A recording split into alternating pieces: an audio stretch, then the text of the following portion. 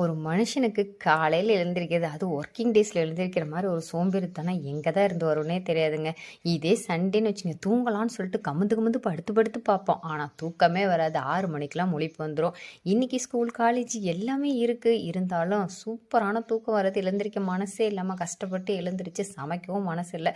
சரி, இதெல்லாம் தாண்டி எப்படி வெளியில் வர்றது அப்படின்னு சொல்லிட்டு கடகடான்னு வெளியில் போனாங்க.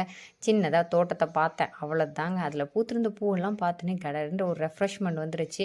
அந்த ரெஃப்ரெஷ்மெண்ட்டோடையே குடுகுடுன்னு ஓடி வந்து சமைக்க ஆரம்பிச்சிட்டேன். என்ன அப்படின்னு கேட்டிங்கன்னா, சுண்டைக்காய் கிரேவி தான்.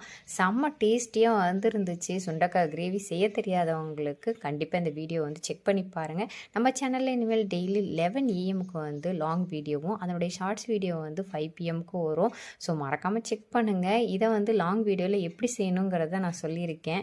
ஆக மொத்தத்தில் லேசியாக இருந்த எண்ணெய் வந்து ஹாப்பியாக மாற்றினது என்னுடைய வீட்டு தோட்டம் தான்.